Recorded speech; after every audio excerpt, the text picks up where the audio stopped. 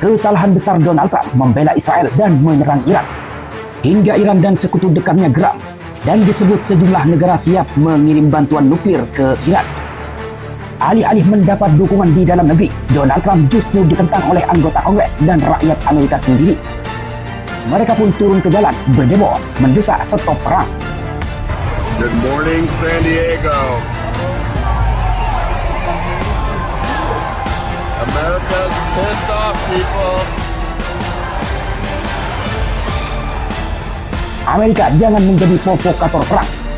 Bagaimana selengkapnya? Silakan tonton di sini sampai selesai agar tidak gagal paham. Jangan lupa untuk subscribe dan bunyikan lonceng notifikasinya agar selalu update dengan video terbaru.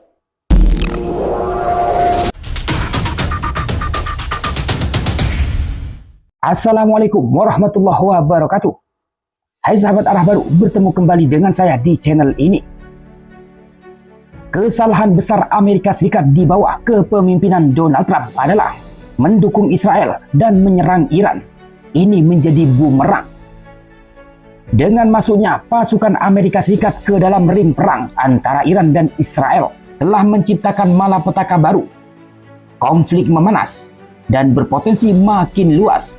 Hingga apa yang kita dan orang-orang takutkan, yaitu Perang Dunia III menjadi kemungkinan yang tak bisa dielakkan. Akibatnya Trump akan menyeret negara-negara nuklir seperti Rusia, China, Korea, dan Pakistan. Sementara di dalam negeri sendiri, Donald Trump dinilai melanggar konstitusi hingga didemo oleh warga Amerika agar tidak ikut campur.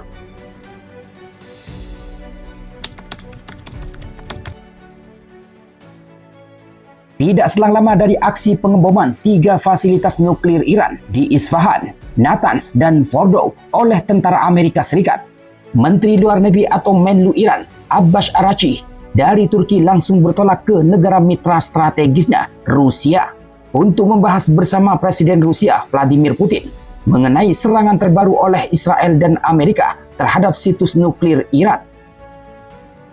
Araghchi berencana untuk berkonsultasi dengan Putin dan pejabat senior Rusia pada Senin 23 Juni 2025 mengenai masalah regional dan internasional setelah serangan Amerika. Di tengah situasi genting terkini, kita berpikir logis bahwa kedatangan Menteri Luar Negeri Iran ke Rusia untuk minta bantuan Putin. Sebab ngapain juga jauh-jauh datang ke Rusia di tengah gejolak, kecuali untuk minta bantuan. Sementara sebelumnya, Presiden Putin menegaskan siap membantu sekutunya Iran itu. Namun Putin mengatakan, sejauh ini pemerintah Iran belum minta bantuan kepada negaranya soal konflik dengan Israel. Sahabat-sahabat kami di Iran belum meminta bantuan militer ini kepada kami, kata Putin dalam pertemuan dengan para pimpinan kantor berita internasional di St. Petersburg pada 19 Juni 2025 lalu.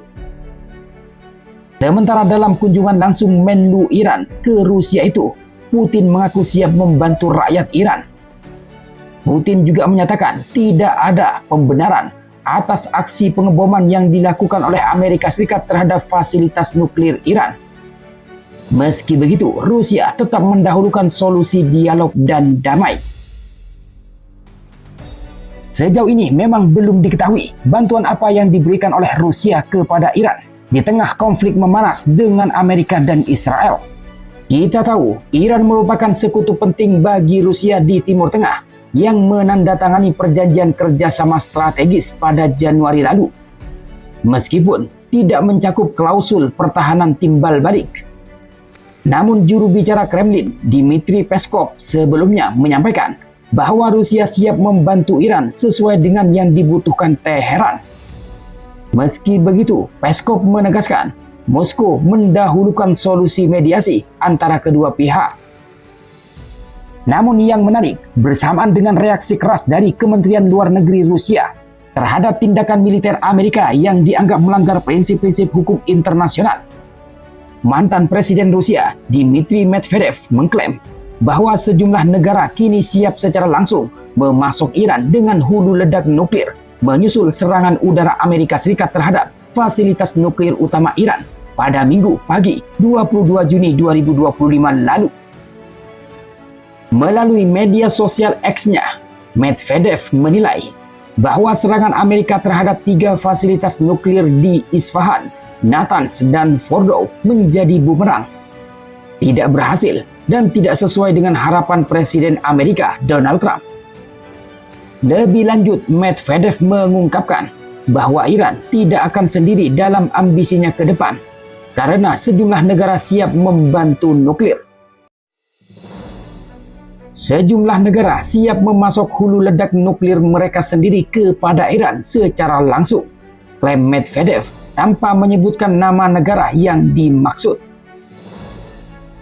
Klaim mantan Presiden Rusia ini yang tidak menyebut nama negara-negara yang akan membantu memasok hulu ledak nuklir ke Iran ini membuat banyak pihak berspekulasi terkait negara-negara yang dimaksud oleh Medvedev, terutama negara-negara yang memiliki hubungan baik dan kepentingan strategis seperti Rusia, China, Korea Utara, dan Pakistan yang dari awal aktif membela Teheran.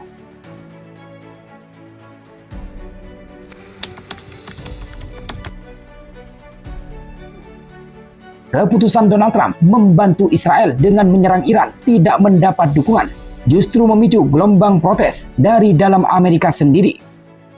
Selain tidak mendapat persetujuan Kongres Amerika, warga Amerika menilai aksi militer Amerika justru membahayakan dan melanggar janji kampanye damai yang dibawa oleh Donald Trump. Beberapa senator dan anggota DPR Amerika menuduh Donald Trump telah bertindak secara inkonstitusional karena melancarkan serangan militer tanpa persetujuan legislatif. Trump menyerang Iran tanpa otorisasi dari Kongres. Kita harus segera kembali ke DC dan mengesahkan resolusi War Powers, ucap Ro Khanna, legislator negara bagian California, dikutip dari The Guardian 22 Juni 2025. Penolakan serupa juga datang dari warga Amerika Serikat yang tidak menginginkan negaranya terlibat dan ikut campur dalam konflik regional antara Iran dan Israel.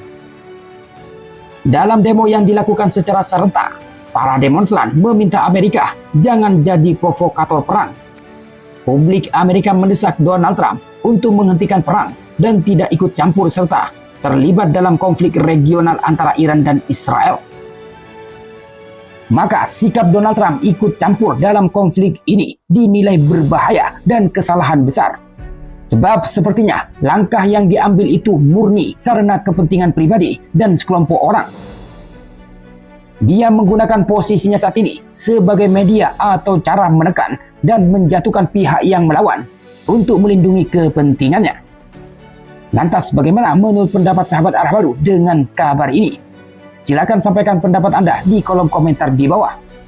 Dari saya terima kasih. Wassalamualaikum warahmatullahi wabarakatuh.